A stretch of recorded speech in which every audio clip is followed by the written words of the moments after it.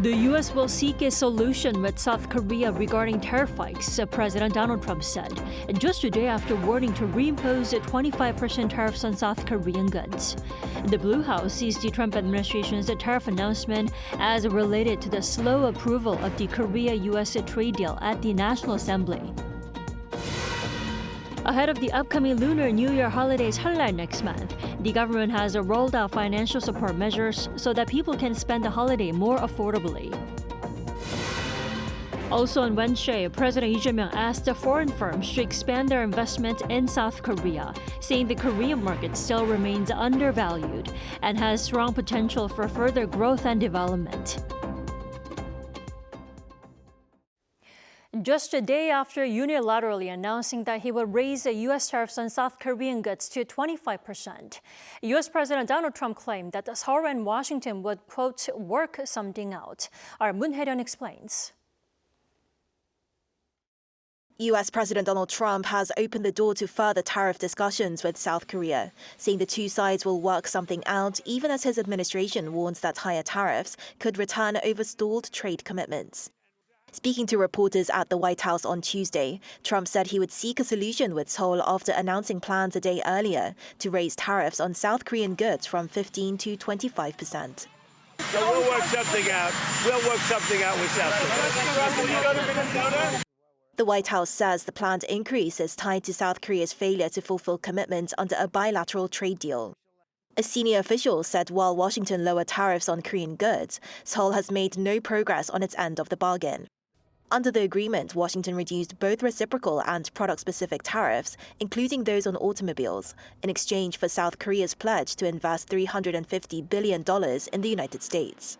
But U.S. officials point to delays in passing legislation in Korea's National Assembly needed to support that investment. The dispute centers on a special bill to facilitate U.S.-bound investment introduced last November following a bilateral memorandum of understanding. An expert says Trump is pushing to lock in Seoul's investment pledge before legal uncertainty undermines the deal. Unless the legislation passes the Korean National Assembly and everything is signed and dotted, if the tariffs are found to be unconstitutional, then Korea, as well as other countries, to back out from the investment commitment that they made during the trade negotiations. The U.S. retroactively lowered auto tariffs in December after the bill was submitted, but the legislation has yet to pass. In Seoul, the ruling Democratic Party says the bill will be formally reviewed in February, stressing that the delay reflects standard legislative procedures. Opposition lawmakers argue that national interests are at stake and warn against unilateral action. Deputy Prime Minister and Finance Minister Koo Yoon-chol has urged lawmakers to swiftly process the bill, while acknowledging the government has not received a formal notice from Washington on any tariff timeline. With South Korea's industry minister expected to meet U.S. officials soon, both governments are watching closely to see whether diplomacy or legislation can prevent a renewed trade clash. Moon Hae-ryun, Arirang News. And the Blue House sees the recent message by U.S. President Donald Trump on tariffs solely linked to a legislature process in Korea. And in Wednesday's briefing, Policy Chief Kim Keon Hee said that the U.S. seems to be frustrated about the National Assembly's slow approval of the Korea-U.S. trade deal. He added that he will give a detailed explanation about a special act that is required in order to implement the trade deal, which is set for parliamentary discussions in February. And now, Kim discussed the speculation that the renewed tariff uncertainty might be connected to a recent investigation into Coupang or other issues. During a meeting with foreign invested companies at the Blue House today, President Lee Jae-myung vowed to improve South Korea's investment climate for foreign investors. This comes as the country saw a record amount of foreign direct investment of over $36 billion last year. Our Blue House correspondent Song Yujin has more. President Lee Jae-myung on Wednesday cast himself as South Korea's chief pitchman for foreign investment. 또 앞으로도 대한민국이 세계 최고의 투자처가 될 수 있도록 저희가 객관적 환경을 또 조성하겠다는 말씀과 함께 우리의 의지는 충천하다. 대한민국 정부를 믿고 대한민국의 객관적 조건을 믿고 미래를 함께해도 괜찮다 이 말씀을 Speaking at a meeting with foreign invested companies, firms in which foreign investors hold an investment of at least 100 million Korean won, or roughly $70,000, and a stake of 10%, President Lee said South Korea's best days in the market have yet to come. 대한민국 시장은 여전히 저평가되어 있고 또 한편으로는 인적 자원이나 물적 기초 이런 것들이 매우 뛰어나기 때문에 앞으로도 성장 발전 가능성 매우 높다라고 저희는 자부심을 갖습니다. Lee highlighted that foreign investment will remain an essential engine of the domestic economy. Currently, more than 19,000 foreign invested companies operating in South Korea employ around 830,000 people. As of 2024, these firms accounted for almost 12% of total domestic sales and 20% of the country's exports. Promising a more predictable and investor-friendly environment, President Lee pledged to cut red tape, the most common request raised by participants at the meeting. In R&D, speed is everything. But in South Korea, importing any chemical substance, even a small amount for research and development, requires submitting a verification statement. That takes a great deal of time, and in some cases, it even makes imports impossible. 그래도 그야말로 엄청난 대량의 국가적 위험을 초래할 수 있는 물건의 규제처럼 똑같이 해버리는 거 문제다. 그런 걸 포함해서 지금 지적해 주시는 것처럼 이 규제 부분에 대해서는 저희가 대통령 직속으로 규제 합리화위원회를 지금 만드는 중입니다. Also at the event, the industry ministry unveiled plans to leverage foreign investment to boost employment for young people and for regional growth. It plans to expand incentives for foreign invested companies investing outside the capital region, including more cash support, additional R&D personnel, and the development of recruitment programs linking such firms with local universities. With President Lee's campaign pledge of the benchmark Kospi hitting 5,000 a reality, and the Kosdaq index also surpassing the 1,000 mark, the real test now is whether Wednesday's support measures, as well as the government's pledge to strengthen communication with foreign invested companies, will actually deliver larger-scale capital inflows. 송유진, Arirang News. President Lee Jae-myung today hosted Qatar's special envoy to discuss strategic cooperation. He met Mohammed bin Abdulaziz Al Khalifi at the Blue House and said he hopes to bolster strategic cooperation with Qatar, including on the defense industry, investment, and energy. The special envoy relayed the trust and commitment to cooperation by Qatar's Emir, Tamim bin Hamad Al Thani. The South Korean president had held a phone call with the Qatari Emir last week. Beijing has confirmed it's relocating one of three controversial structures stalled in the West Sea, waters that are jointly managed by both South Korea and China. While the Blue House has welcomed the move as a meaningful progress following President Lee Jae-myung's recent visit to China, Beijing is downplaying the diplomatic significance. Jung Hae-rim reports. The Blue House on Wednesday welcomed China's decision to move the maritime facility, calling it meaningful progress toward a peaceful ocean, while reiterating its stance against unilateral installations. The statement came a day after the Chinese authorities said that work is underway to relocate the structure installed since 2018 in the West Sea. The three facilities, which include Shenlan No. 1 and 2, along with a fixed management platform converted from an old drilling structure, are located within the Korea-China Provisional Measure Zone, a jointly managed area where the two countries' exclusive economic zones overlap. China has maintained that the installations are purely for aquaculture-related facilities. However, their size and permanent nature raised concerns in South Korea, including questions about potential impacts on fishing activities and longer-term security implications. Regarding the issue, President Lee Jae-myung had earlier hinted at the move following his first visit to China this year. However, China denied that the relocation reflected a diplomatic concession.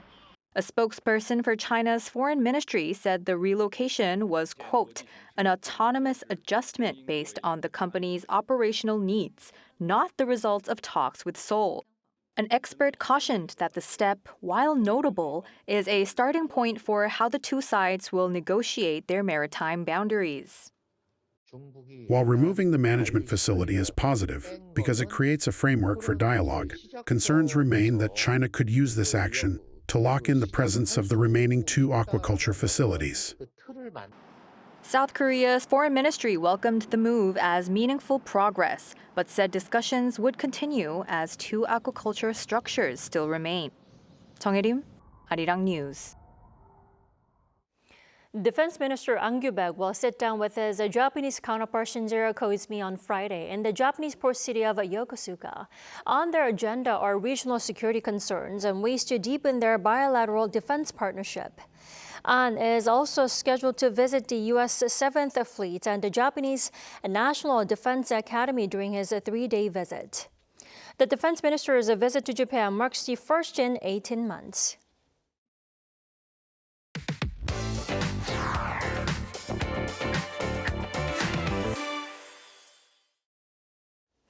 North Korea claims to have tested an upgraded large-caliber multiple rocket launch system on Tuesday.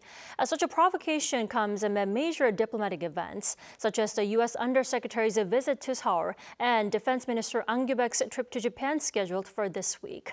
For more, we have our defense correspondent Kim Keon Hee here in the studio. Welcome back, Keon. Thanks for having me, Tani. Keon, why don't we start off with the North Korea's missile launches yesterday? Tell us more about the launch itself. Right, so on Tuesday, South Korea's Joint Chiefs of Staff said North Korea fired multiple ballistic missiles toward the East Sea at around 3:50 p.m.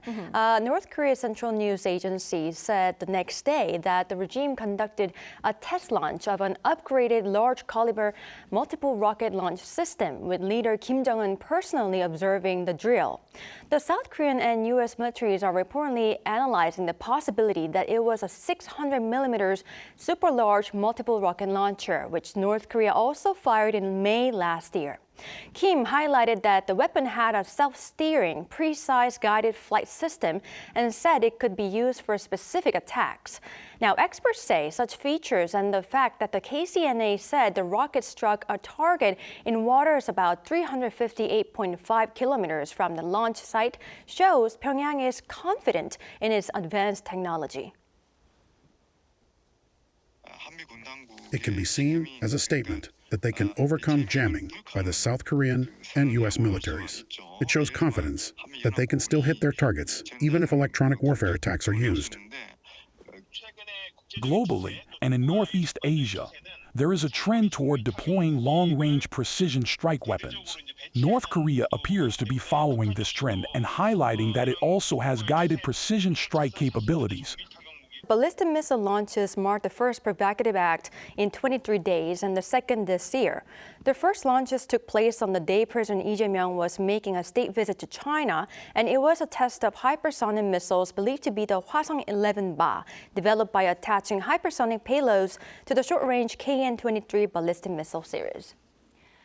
Now, Keon, doesn't the latest missile launch come amid many diplomatic events, does it? Right. It came just a day after U.S. Undersecretary Elbridge Colby visited Seoul to hold talks with many South Korean officials, including Foreign Minister Cho Hyun, National Security Advisor Wi Sung-nak, and, of course, Defense Minister Ang Kyu-baek.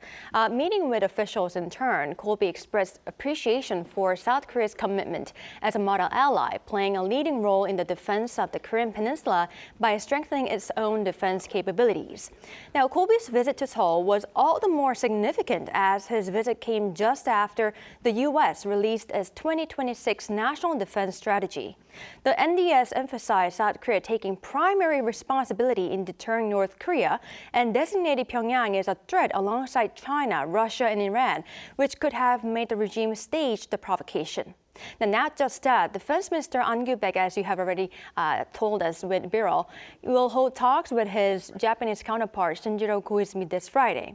Now, they will meet in the port city of Yokosuka to discuss regional security issues and ways to deepen defense cooperation between the two countries. The Defense Minister visit to Japan marks the first in 18 months since July 2024, and many say this hints at the full-scale launch of shuttle diplomacy in the security field amid improving South Korea-Japan relations. So the test launch came largely for the regime to flex its muscle externally, but also perhaps for internal unity, would you say? Right. I mean, North Korea is widely expected to convene the first ruling Workers' Party Congress for the first time in 5 years early next month. So it is highly likely that the test launch was also to boost internal unity, as you already said, before the upcoming major political gathering. Now, given that Kim was quoted as saying that the party Congress will clarify the next stage plans for further bolstering the country's nuclear deterrent, experts say the regime will unveil the following goals regarding nukes. Listen to these. They are likely to show that they will keep upgrading and deploying nuclear weapons on land, at sea, and in the air. They may also emphasize plans to use AI technology to build a more advanced nuclear force. North Korea will try to modernize both nuclear and conventional weapons and use them together in actual combat. So all in all, major policies on nukes will be something to look at during the party Congress. Indeed. Bo-kyung, thank you for the comprehensive wrap-up. Thanks for coming in. Thank you.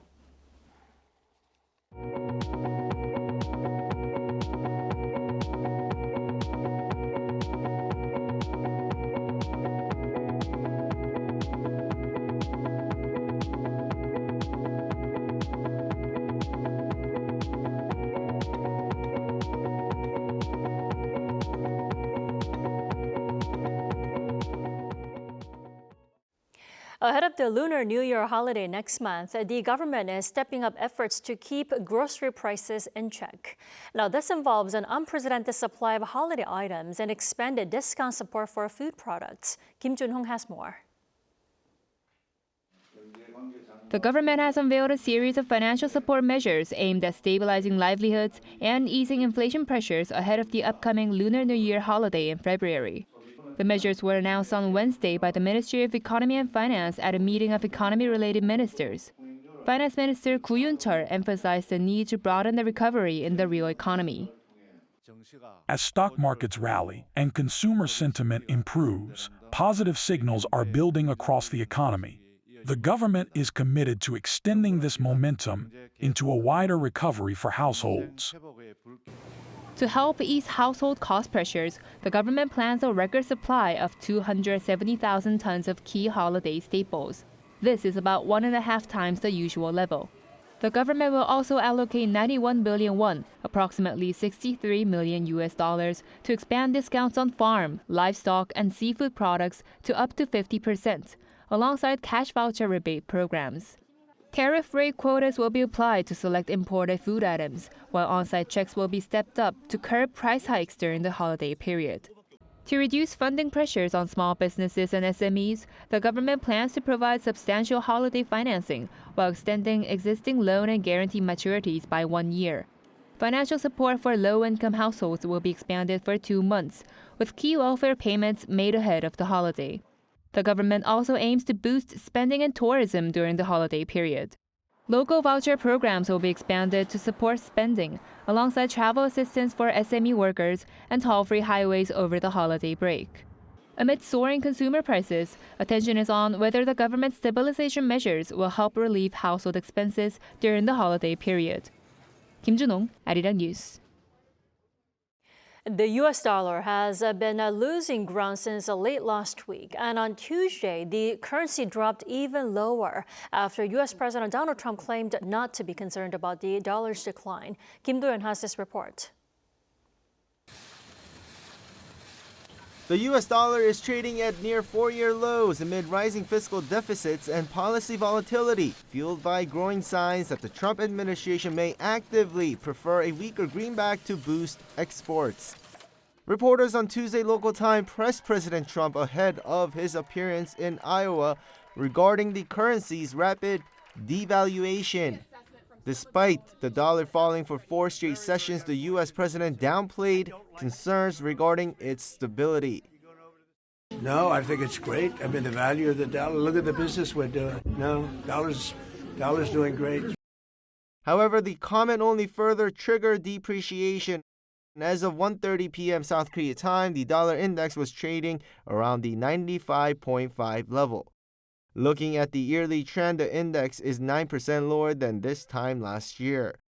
It has fallen 2.3% in January alone. Meanwhile, gold prices have surpassed $5,100 an ounce.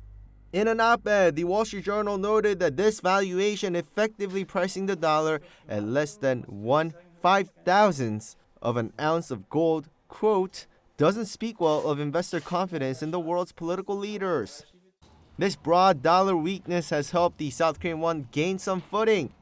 On Wednesday, the $1 exchange market closed at 1,422.5, the first time closing in the 1420 range in a month. The won had been under pressure but is now strengthening in tandem with the Japanese yen.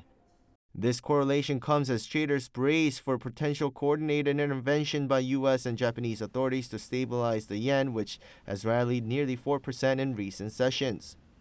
Kim Keon Hee, Arirang News. SK Hynix has made history, surpassing Samsung Electronics in annual operating profit for the first time ever.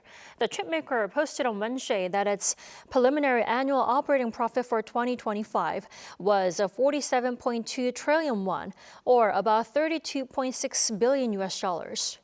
This beats Samsung's total expected preliminary profit of 43.5 trillion won. Now, for the fourth quarter alone, operating profit hits almost 19.2 trillion won, an operating margin of 58% for the period, outperforming global foundry leader TSMC's 54%. To boost shareholder value, the company will retire 15.3 million treasury shares worth 12.2 trillion won on February 9th. We'll know more as SK Hynix holds its earnings call this Thursday at 9 a.m. Korea time, followed immediately by Samsung at 10 a.m.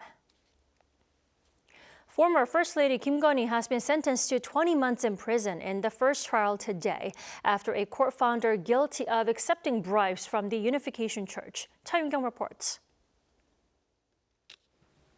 The Seoul Central District Court sentenced former First Lady Kim Keon Hee to 1 year and 8 months in prison on Wednesday after finding her guilty of receiving bribes from the Unification Church in exchange for business and political favors.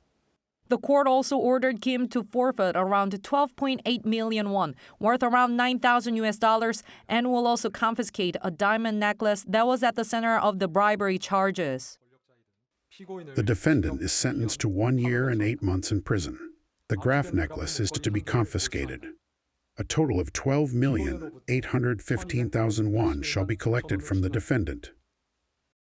Presiding Judge Woo In-sung said the defendant misused her position as a means to seek profit and failed to reject high-end luxury goods shared in connection with the Unification Church's requests and focus on her own adornment. Kim was also indicted for violating the Political Funds Act for receiving free opinion polls worth $187,000 from a self-proclaimed power broker ahead of the 2022 presidential election. Additionally, Kim had been charged with engaging in stock manipulation at BMW dealership Deutsche Motors. With regard to these two allegations, however, the court found her not guilty. For Kim's alleged participation in the stock price manipulation scheme, the court recognized that Kim may have been aware of the scheme but could not determine that Kim took part in it as an accomplice. The court also found that Kim and her husband, former President Yoon Suk-yeol, had received free opinion polls from the power broker but ruled that they did not constitute an economic benefit as they were not provided exclusively to the couple. The ruling on Wednesday made Kim and her husband the nation's first former presidential couple to face imprisonment after criminal convictions. Cha Yun-kyung, Arirang News.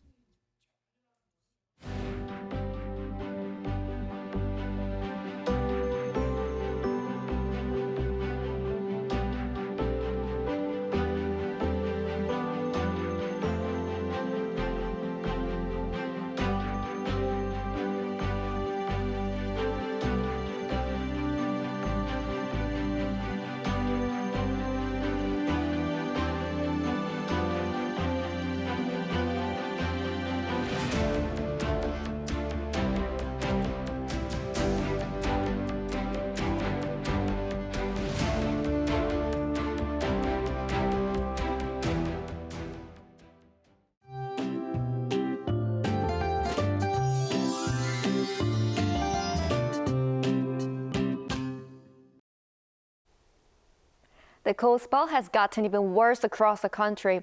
As the cold wave intensifies, cold wave warnings have been expanded and strengthened, with cold wave advisories now issued in parts of Chuncheongnam-do province and eastern parts of Jeollabuk-do province.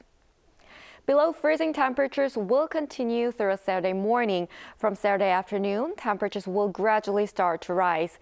Meanwhile, dry weather warnings are covering the eastern regions with cold winds. Please take extra precautions. Seoul will start off at -11 degrees tomorrow morning, with Chuncheon at -14 degrees. Daily highs will rise to only -2 degrees in Seoul, 7 degrees in Busan and Jeju. Rain or snow is forecast only for Jeju Island tomorrow. For the rest of the country, there will be clear skies for the time being. That's all for Korea. Here are the weather conditions around the world.